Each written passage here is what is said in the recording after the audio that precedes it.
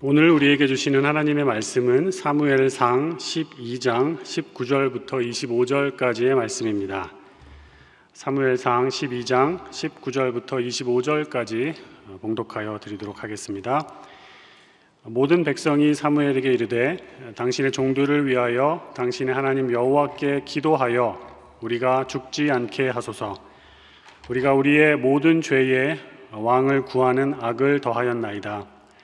사무엘이 백성에게 이르되 두려워하지 말라. 너희가 과연 이 모든 악을 행하였으나 여호와를 따르는 데에서 돌아서지 말고 오직 너희의 마음을 다하여 여호와를 섬기라.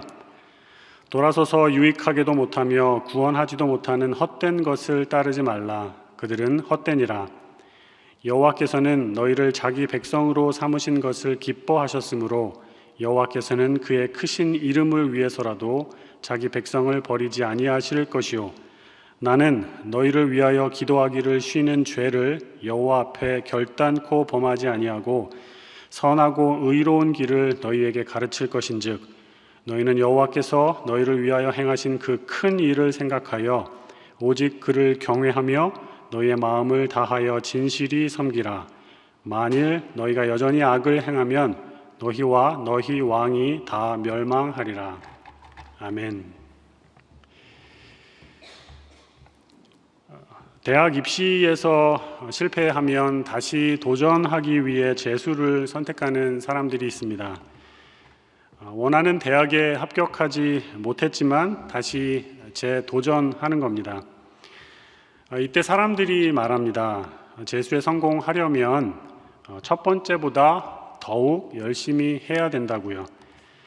그렇지 않으면 성공의 확률이 그만큼 줄어들게 된다는 겁니다. 저의 경우를 잠시 말씀을 드리면 저는 재수를 생각할 겨를이 없었습니다. 대학 입시를 준비하는 고3 겨울에 몸이 많이 약해지고 면역력이 약해진 것을 느낄 수 있었습니다. 시험 일자가 다가오면서 긴장을 많이 했는지 소화도 잘 되지 않았고 화장실에 얼마나 들락날락 많이 했는지 이런 식으로 화장실을 다니다가는 만약에 재수하게 되면 큰 병에 걸릴 것 같은 느낌이 있었습니다. 모르시는 분들을 위해 소개를 해드리면 학력고사라는 것이 있었습니다. 학력고사에서 수능으로 대학 입시가 바뀐 마지막 해에 제가 시험을 봤는데요. 저희들은 세기 말의 느낌이 있었습니다. 이번에 안 되면 끝난다라는 불안감이 저를 포함하여 많은 학생들에게 있었습니다. 그때는 시험을 딱 한 번 봤습니다. 그리고 그 한 번 시험 보는 거에 대학을 딱 한 군데만 선 지원을 했습니다. 그리고 끝이었습니다. 두 번째 기회라는 것이 전혀 없는 모습이 있었습니다. 지금은 수능, 수시다 정시다 해서 이제 여러 가지 옵션이 있고 대학을 수시로 지원을 하면 대여섯 군데를 지원할 수 있어서 두 번째, 세 번째 기회가 많이 있습니다. 논술이라든지 영어라든지 특기를 발휘할 수 있는 부분이 있어서 많은 다양한 옵션들이 있습니다. 저의 조카도 보니까 삼수를 했는데 두 번째, 세 번째 기회를 통해서 그래도 원하는 곳에 잘 들어갈 수 있는 모습이 있었습니다. 학력고사를 기억하시는 분들은 요새 대학 들어가는 것을 보시면서 그래도 여러 번의 기회가 있구나라는 것을 느끼실 수 있을 겁니다. 그런데 대학 입시는 그렇다 하더라도 우리 인생에서 학력고사와 같이 단 한 번의 시험, 단 한 번의 관문 이런 것으로 결정되는 모습이 많지 않은가 생각을 해봅니다. 다시 도전하는 것과 새로운 시작을 하는 것, 우리들이 살아가는 인생을 통해서 몇 번이나 경험할 수 있나요? 한번 질문 드려봅니다. 우리 인생에서 다시 시작할 수 있는 기회가 많던가요? 패자부활전을 통해서 다시 시작하며 인생을 살아가는 것이 비교적 수월한가라는 질문을 드려봅니다. 사회에 나와서 직장을 다니고 또 사업체나 스타트업을 운영한다든지 또 여러 가지 사회 활동을 하면서 경험하는 것이 있으실 겁니다. 과연 다시 시작할 수 있는 기회가 넉넉하게 주어지는가? 다시 도전할 수 있는 그런 기회가 얼마나 있는가라는 의문이 드셨을지 모르겠습니다. 우리 인생에서 두 번째 기회를 받거나 또 만들어내거나 다시 재도전하는 것은 쉽지가 않습니다. 우리가 살아가는 인생은 굉장히 경쟁적이고 또 무엇인가 경직된 측면이 많아서 유연함이 부족하다라는 이런 생각을 할 때가 참 많습니다. 결과적으로 우리 마음에 아픔이 새겨집니다. 승자는 승자대로, 패자는 패자대로 말 못할 이야기들이 쌓입니다. 이렇게 사는 것이 맞나?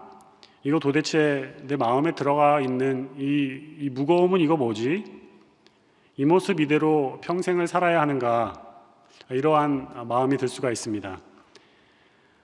실패했다는 패배감, 아픔, 다시 시작하기 어려워 보이는 절망감, 그리고 희망이 별로 없어 보이는 그런 느낌이 굉장히 무게감 있게 다가옵니다. 성공을 했다 하더라도 주변에 사람이 없어서 우울하고 쓸쓸함을 느끼시는 경우가 많지 않던가요?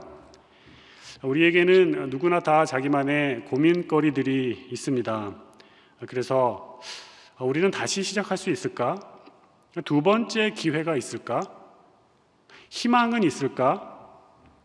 고민하면서 거기 누구 구원의 손길을 제시해 줄 사람 없습니까? 이렇게 막연함을 지니고 살아가는지 모릅니다. 인생을 열심히 살아도 이런 고민에서 벗어날 수가 없습니다. 이스라엘 백성들은 그들에게 주어진 환경과 여건 속에서 참 열심히 살았을 것 같습니다. 이스라엘 백성들은 주변국, 그러니까 예를 들어서 블레셋하고 거의 매일같이 전쟁을 했습니다. 이런 환경 속에서 삶을 살아간다는 것은 정말 열심히 살 수밖에 없는 그런 모습이 있었을 겁니다. 출애굽해서 가나안 땅에 정착하기까지 몇 대를 걸치는 이런 모습이 있었는데 그렇다면 얼마나 열심히 살았을까 생각을 해보게 됩니다. 삶의 터전을 옮기는 것이 쉬운 일이 아닙니다. 이사를 많이 했었는데요, 저는 그때마다 몸살 비슷한 것이 오곤 했습니다. 새로운 지역에 가서 적응을 하는 것이 힘들어서 원래 살던 곳으로 가고 싶다라고 말씀을 하시는 분들이 많이 계십니다. 이스라엘 백성에게는 전체적으로 대이동을 한 역사가 있었기 때문에 거듭 생각해 봅니다. 이들은 정말 열심히 살았을 겁니다.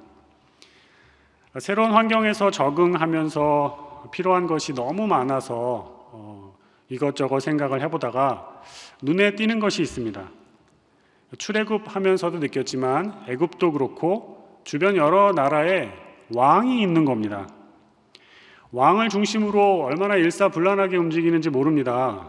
그것을 보면서 이스라엘 백성들은 우리한테는 왕이 없는데 이런 생각을 했을 겁니다. 여호와 하나님만을 왕으로 모시고 살아야 한다라는 말을 선지자들에게 굉장히 많이 들었습니다. 그렇게 살아야 한다는 것을 이해는 합니다. 그런데 남들에게 다 있는데 유독 우리만 없는 게 하나 있는 겁니다. 그냥 그렇게 살 수 있다면 살아야겠지만 조금만 노력하면 바꿀 수 있을 것 같아 보입니다. 그래서 왕을 요구하지 않았을까 생각을 한번 해봅니다. 눈에 보이지 않는 하나님 한 분만으로는 굉장히 부족해 보이는 무언가 있었습니다. 자, 오늘 사무엘상 12장 19절 말씀 함께 한 목소리로 한번 읽어보겠습니다. 시작. 모든 백성이 사무엘에게 이르되 당신의 종들을 위하여 당신의 하나님 여호와께 기도하여 우리가 죽지 않게 하소서. 우리가 우리의 모든 죄에 왕을 구하는 악을 더하였나이다. 지금 무슨 일이 일어나고 있는가 하면 지금은 이스라엘 땅에 비가 내리는 시기가 아닙니다. 지금은 추수할 때이고 비가 없어야 할 그런 건기입니다. 그런데 희한한 일이 발생해서 하나님께서 이스라엘 백성을 만지시는 듯한 손길이 있었고 어려움에 빠지게 되었습니다. 자, 오늘 본문 바로 앞에를 보시면 알 수 있는데요. 이스라엘 백성들은 건기에 우레가 치고 큰 비가 내리는 것을 눈으로 목도하게 되었습니다. 자연 이변을 통해서 하나님께서 무엇인가 말씀하신 것이 있겠다, 이들은 깨달았습니다. 예, 맞습니다. 뭔가가 잘못되고 있었습니다. 이스라엘은 하나님을 부정했고 인간 왕을 원했습니다. 이것을 하나님께서 기뻐하시지 않는다는 것을 알면서도 그렇게 고집을 부렸습니다. 그리고 생명의 위협이 느껴지고 희한한 일이 발생을 하면서 아차 싶었습니다.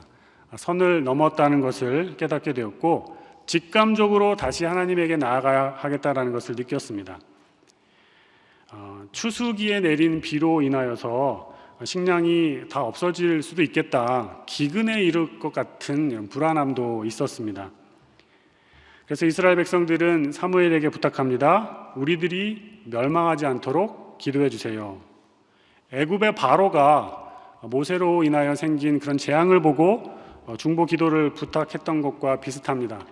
이스라엘 백성들이 말합니다. 우리가 죽지 않게 하소서. 우리가 죽지 않게 하소서. 울부짖습니다. 이것저것 따르지를 겨를이 없이 죽지 않도록 살려주세요라고 소리를 지르고 있습니다. 하나님과의 관계에 있어서 이스라엘 백성들은 역사적으로 볼 때 큰 잘못을 하게 되면 기근 같은 것이 내린다는 것을 알고 있습니다. 그런 적이 몇 번 있었습니다. 그래서 무섭고 두려웠기 때문에 살고 봐야 했기 때문에 하나님께 나아간 모습을 보이고 있습니다. 20절 말씀, 오늘 본문 20절 말씀 함께 읽겠습니다. 시작. 사무엘이 백성에게 이르되 두려워하지 말라. 너희가 과연 이 모든 악을 행하였으나 여호와를 따르는 데에서 돌아서지 말고 오직 너희의 마음을 다하여 여호와를 섬기라. 그러니까 하나님께서 사무엘을 통하여 놀랍게도 두려워하지 말아라, 이들이 꼭 듣고 싶어하는 그 말을 해주십니다. 너희가 이 모든 악을 행하였는데 여호와를 따르는 데서 돌아서지 말고 너희의 마음을 다하여 여호와를 섬겨라. 권면의 말씀을 전해주고 있습니다. 두 번째 기회가 이스라엘 백성들에게 주어졌다는 것을 의미합니다. 이렇게 될 수 있었던 이유는 이스라엘 백성들이 하나님 앞에 회개했기 때문입니다. 회개함으로 돌이켜서 하나님께 나아갔기 때문입니다. 회개는 다시 시작할 수 있는 가장 빠른 길입니다. 어쩌면 다시 시작할 수 있는 유일한 길인지도 모릅니다. 피조물인 인간은 창조주 하나님과 관계를 맺고 지내는데 죄를 용서받으면, 만약에 죄를 용서받으면 죄책감과 어려운 마음을 다 떨쳐버릴 수가 있습니다. 깨끗하게 다시 시작할 수 있는 어떤 최적의 조건으로 일어설 수 있습니다.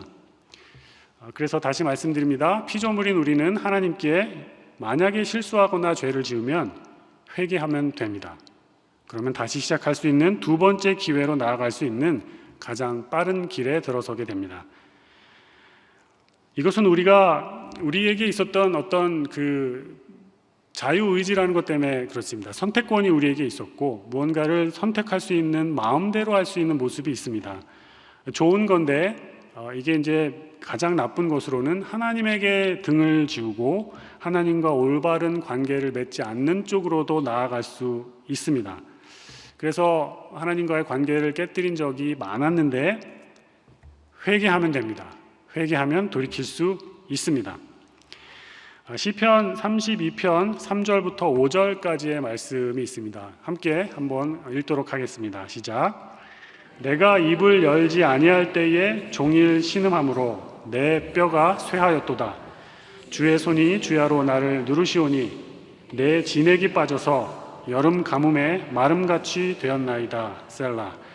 내가 이르기를 내 허물을 여호와께 자복하리라 하고 주께 내 죄를 아뢰고 내 죄를 숨기지 아니하였더니 곧 주께서 내 죄악을 사하셨나이다. 셀라. 다윗이 큰 죄를 지었던 적이 있습니다.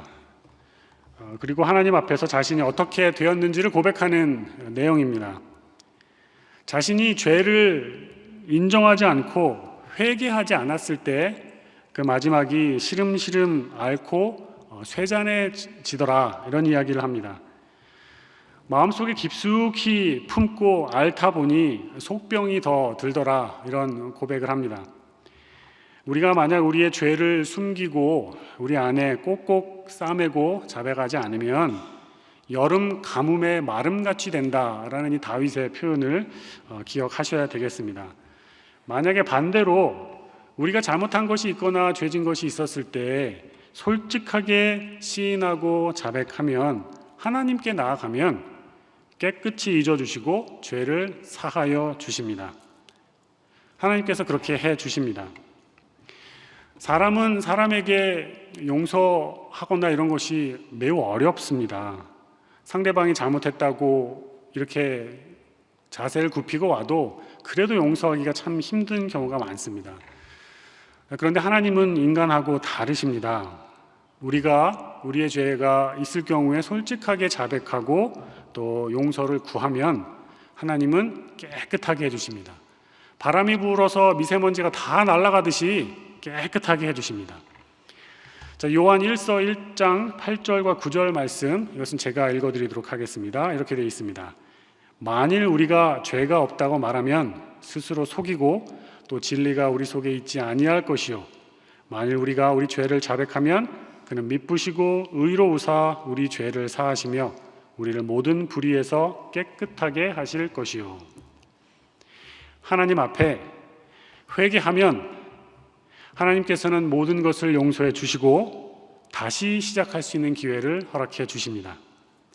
두 번째 기회가 하나님으로부터 우리에게 주어집니다. 이를 통해서 인생의 다음 단계로 나아갈 수 있게 됩니다. 우리가 사는 세상은 단 한 번의 기회로 모든 것이 결정되는 무지막지한 모습이 많습니다. 두 번째, 세 번째 기회가 잘 주어지지 않습니다. 그러나 하나님께서는 세상과 달리 우리에게 기회를 많이 주십니다. 하나님을 부정하고 하나님을 향하여 죄를 지어도 회개하기만 하면 두 번째, 세 번째, 아니 여러 번에 다시 시작할 수 있는 기회를 주십니다. 이것을 마음에 꼭 기억하실 수 있기를 바랍니다. 회개하기만 하면 다시 시작할 수 있습니다. 언제든지 그렇습니다. 다시 시작할 수 있는 기회를 하나님께서 허락하여 주십니다. 그러면 이 기회를 잘 받아서 누리시면 됩니다. 은혜를 누리시면 됩니다. 다시 시작할 수 있는 것이 정말 큰 기쁨이기 때문입니다. 그런데 여기에만 머물게 되지 않기를 바랍니다. 다시 시작하는 거, 이게 참 좋구나, 여기에서만 머물지 말라는 그런 말씀을 드립니다. 이스라엘 백성들을 바라보고 있는 사무엘을 한번 다시 같이 보시기 바랍니다. 하나님께서 다시 시작할 수 있는 기회를 허락해 주시지만 인간과 인간 사이에 용서라는 것이 어렵다는 말씀을 드렸습니다.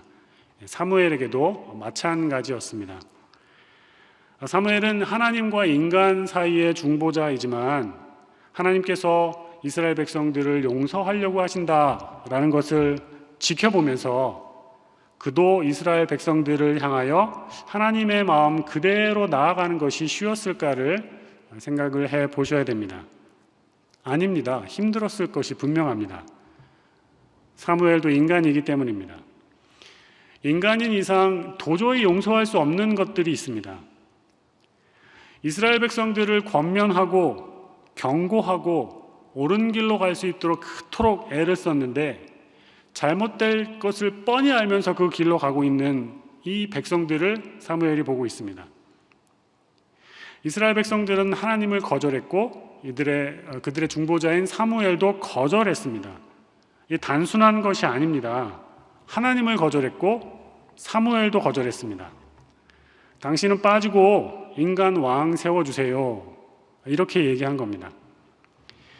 중간에서 그 모든 과정을 지켜보면서 마음이 상했을 것 같습니다. 속상했을 겁니다. 주님, 이 사람들은 목이 곧은 백성입니다. 주님의 마음을 거두시고 새롭게 다른 민족들로 시작하실 것을 저는 기도하겠습니다. 이렇게 얼마든지 나아갈 수 있었습니다. 이스라엘 백성들 때문에 속이 상하고 서운하고 섭섭했을 겁니다. 그러나 그는 역시 중보자였고 선지자였습니다. 하나님의 마음을 이해하려고 했고 다음과 같은 사실을 발견하게 됩니다. 그래, 나 또한 인간인데 인간인 내가 인간을 용서하는 것은 불가능하지. 그럼 그렇고 말고 용서는 인간인 내가 할 수 있는 게 아니야. 용서는 하나님께서 이미 인간을 용서하신 것을 발견해 나가는 것뿐이야. 내가 용서하지 못해 괴로워할 것이 아니라 하나님께서 이미 이들을 용서하신 것을 발견하고 그 뜻에 순종하는 모습이 필요해. 누군가를 진정으로 용서하는 것은 우리 자신 또한 그 사람들과 전혀 다를 것이 없다는 것을 인정하는 것이 선행되어야 합니다. 이것이 먼저이고 그 다음 나도 하나님의 마음을 아프게 한 적이 있었잖아. 그랬던 내가 누군가를 용서할 자격이 있어?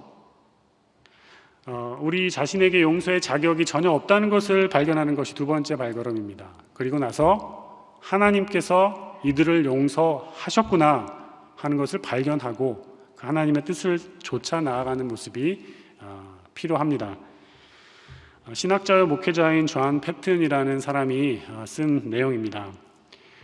오늘 본문 말씀을 보시면서 우리는 우선적으로 이스라엘 백성들이 그들의 죄를 용서받아서 하나님과의 관계를 향하여 다시 나아갈 수 있었다라는 것을 봐야 됩니다. 살려주세요. 잘못했습니다. 용서해 주세요. 다시 시작할 수 있도록 기회를 주세요. 이렇게 기도하고 또 그 은혜를 받았습니다. 이스라엘 백성들은 은혜를 받았기 때문에 평화롭고 안정적으로 그 생활을 유지해 나가기만 하면 됩니다. 회개를 향하여 나아간 그 모습, 여기에 우리의 포인트가 있습니다. 잘못한 것이 있고 실수를 했고 또 허물과 죄가 있어도 돌이킨 모습을 보였다는 것이 굉장히 중요합니다. 그 다음에 이 다음 단계로 나아가실 수 있도록 권면의 말씀을 드립니다. 다시 말씀드립니다. 사무엘을 주목하셔야 됩니다. 사무엘에게까지 나아가야 합니다. 하나님은 물론 자신의 마음을 아프게 한 이스라엘 백성들을 바라보면서 우리를 위해 기도해 주세요 라고 하는 그 모습을 보면서 사무엘이 이야기하죠. 기도 쉬는 죄를 범치 않겠다. 계속해서 내가 당신들을 위하여 기도해 주겠습니다. 이런 이야기를 합니다. 굉장히 넓고 굉장히 위대한 모습을 볼 수 있습니다. 자신도 버리고 자신의 가문도 버리고 하나님을 버린 이런 사람들에게 굉장히 실망을 많이 했을 텐데 오죽하면 하나님께서 사무엘을 위로하는 장면도 나옵니다. 쌤통이다. 내 그럴 줄 알았다. 이렇게 말하지 않고 이들이 필요한 것을 향하여 그대로 기도해주는 그런 모습을 보여줍니다. 너그럽고 포용력 있는 모습인데요. 원수를 사랑하라 했었을 때 여기까지 나아가야 하지 않을까 그 모습을 그려봅니다. 사사로운 자신의 감정과 상관없이 미워하거나 섭섭하게 한 사람들을 위하여 이런 모습으로 나아갑니다. 우리 주변에 있는 사람들이 우리에게 이런저런 이유로 미워하고 또 박해하고 싫어하는 모습을 보일 수 있습니다. 100이면 100 모든 사람들이 우리를 다 좋아하는 것은 아닙니다. 어떤 사람들은 굉장히 밉습니다. 그런 사람들이 있습니다. 자, 그런데 악한 것에 매여 있고 선을 행할 줄 모르는 상태에 있다는 것을 실감하며 불쌍한 존재들로 봐줘야 하지 않을까요? 그 상태 그대로 있으면 모를까 혹시라도 회개하여서 돌이킨 모습을 보인다면 우리도 두 번째 기회를 주는 모습으로 나아가야 합니다. 자신의 죄악을 깨닫고 돌이켜 회개하며 내가 잘못한 것 같아 이렇게 나아가면 사무엘과 같은 모습으로 나아가는 그런 모습 우리에게 있으면 좋겠다라는 말씀을 드립니다. 우리 사회가 다시금 기회를 허락하는 모습이 별로 없다는 말씀을 드렸습니다. 단 한 번의 실수, 단 한 번의 실패, 단 한 번의 기회로 모든 것이 결정되고 또 굳어질 수 있는 이런 모습이 많습니다. 그런데 우리가 이 세상을 살아가면서 세상은 그렇지만 적어도 우리를 통해서 두 번째, 세 번째 기회가 만들어진다면 예수님의 가르침을 따라서 사람을 용서하는 게 쉽지는 않겠지만 그 방향을 향하여 나아갈 수 있다면 어떨까 하는 겁니다. 오늘 본문에 나오는 사무엘은 은퇴하는 사람입니다. 나이가 들어서 사사요, 선지자요, 제사장이요, 리더인 그가 자리에서 내려옵니다. 은퇴하면 모든 것을 멈추고 그만두면 됩니다. 그런데 이 사람 사무엘이 무슨 말을 하나요? 기도 쉬는 것을 내가 범하지 않겠다. 이렇게 얘기하면서 기도를 쉬는 것을 범죄의 하나다. 이렇게 이야기를 합니다. 기도라는 것이 필요에 따라서 할 수 있고 할 수도 없고 그런 것이 아니라 항상 해야 하는 것이고 나 자신을 위해서뿐만이 아니라 기도가 필요한 사람을 위하여 지속적으로 해야 되는 것이다. 이렇게 이제 이야기를 하는 거죠. 또 선하고 의로운 길을 너희에게 가르쳐 줄 것이다. 오직 하나님을 경외하며 너희 마음을 다하여 진실이 하나님을 섬기기를 바랍니다. 이런 부탁의 말까지 합니다. 우리가 세상을 살면서 하루쯤 기도하지 않았다고 죄책감 느끼지 않습니다. 그런데 우리의 마음을 한번 점검해 볼 수 있기를 바랍니다. 기도하지 않으면 기도하지 않았을 때 그냥 넘어가지 않았다고 그렇게 넘어가지 않겠다고 사무엘이 말합니다. 이 대수롭지 않게 볼 것이 아닙니다. 사무엘은 정말 바쁜 사람이었습니다. 이스라엘의 사사였으며 선지자였고 제사장이었습니다. 1인 3역을 하는 사람이었는데 그래도 하나님께 늘 기도했고 은퇴한 이후에도 계속 기도할 것이며 혹시라도 하루라도 내가 기도하지 않으면 그것은 범죄하는 것이다. 스스로를 채찍질을 했습니다. 스스로에게 그리고 주변 사람들에게 기도를 통하여 두 번째, 세 번째 기회를 만들어내는 모습으로 사무엘이 나아가고 있습니다.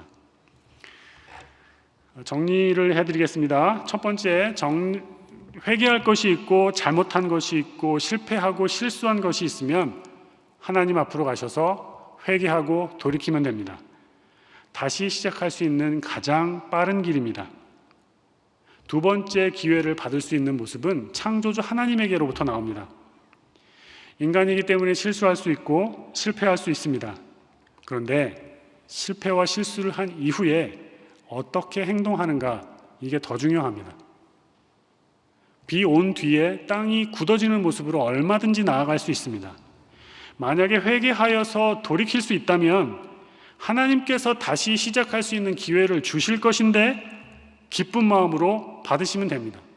이 뻔뻔하게 너 왜 이러니 이런 측면이 아니라 담대하게 나가셔서 그 은혜를 누리실 수 있기를 바랍니다. 두 번째 기회를 받아서 감사하는 것은 좋은 일입니다. 그러나 거기서 머물지 마시고 두 번째 단계로 나아가셔야 됩니다.